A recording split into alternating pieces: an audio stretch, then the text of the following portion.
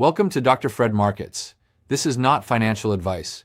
While most people ignore what's happening in the markets, a few choose to pay attention. And that difference, that simple choice to stay informed, changes everything. You're one of them. Let's get into it.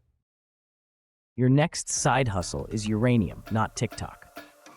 Signal 1. While everyone doom scrolls housing bills, uranium futures ripped from under $50 to over $90 a pound in 18 months, smashing a 15-year high and forcing utilities back into long-term contracts like panicked short sellers. Signal 2. Nuclear names like Cameco and Kazatomprom quietly outperformed Nvidia over the last 3 years on a total return basis, while nobody on CNBC bothered to pronounce Kazakhstan correctly. Signal 3. In the last 2 years, more than 30 countries announced or revived nuclear programs, from the US to Poland to Saudi Arabia, while the International Energy Agency now projects global nuclear capacity to jump by up to 70% by 2050. And here's the cliffhanger. Almost all of that new demand fights over a tiny, brutally concentrated uranium supply chain that traders still treat like a sideshow. Here's the connection.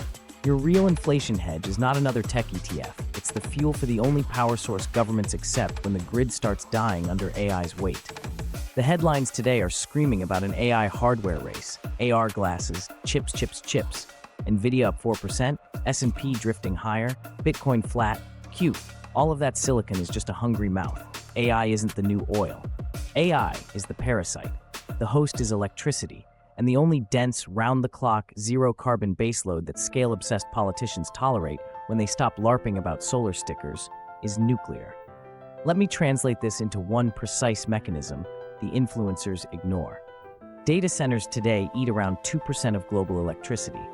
By 2030, edge forecasts put that at 4 to 6%, with AI inference and training doing most of the damage. That's the entire power consumption of a mid-sized country stapled onto the grid in 7 years.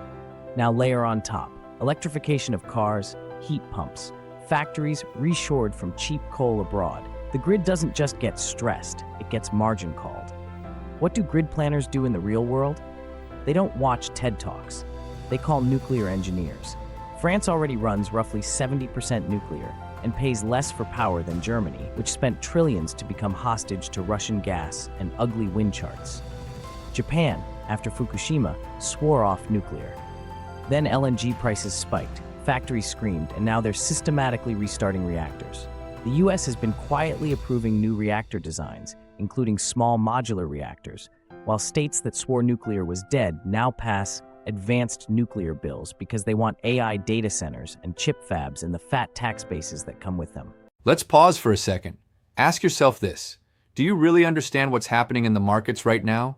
Do you know how this affects your money, your savings, your future? Most people don't, and that's exactly why you're here. Let's keep going. This is where uranium stocks sneak into your portfolio like a thief that actually pays your rent. Uranium mining isn't like slapping together a new SaaS startup. It's a years-long, permit-choked nightmare. Mines were shut, supply was throttled, and the whole sector was left for dead after Fukushima. When demand comes back fast, supply cannot just respond. Result: tiny sector, thin liquidity, wall of new demand. That's structural, not vibes. Most people stare at Nvidia and argue price-to-sales ratios on Twitter. The adults ask, who powers Nvidia's customers when the lights start flickering? Renewables help, storage helps, but when AI wants 24/7 uptime, blackouts are not disruptive, they're lawsuits. Nuclear is the only politically survivable button left on the console. So what do you actually do with this beyond nodding sagely and doing nothing? 1. Learn the stack. There are 3 main buckets: uranium miners, nuclear utilities engineering, and ETFs that bundle this entire mess so you don't have to memorize 20 Kazakh ticker symbols. Look at multi-year charts, not last week's meme candle. 2. Size it like a high-conviction side bet, not a religion. This is a cyclical, politically exposed sector. Position small, think in decades, expect 50% drawdowns even in a long bull. If that sentence scares you, good. That's your risk management. 3. Map it to the AI story instead of treating it as commodities. Every time you read about a new billion-dollar data center, ask, where does the extra power come from? Track which regions are approving or restarting nuclear. That's where demand concentrates, and where utilities eventually chase fuel. You just learned one real thing. AI's profit margins sit on top of a nuclear equation almost nobody in retail finance talks about. The mechanism, a structurally tight uranium supply chain, meets a once-in-a-generation surge in electricity demand from AI and electrification, and governments are boxed into reviving nuclear, whether activists like it or not.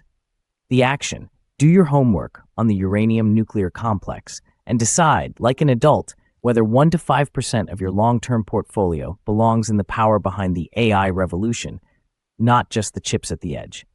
This is not financial advice, but this is the truth. The AI trade everyone brags about on TikTok is just the garnish. The entree is uranium. If you learned something, subscribe. Tomorrow we're going after another sacred cow your advisor refuses to touch. This is not financial advice. If you enjoyed this video, please subscribe to the channel and check the links in the first comment below.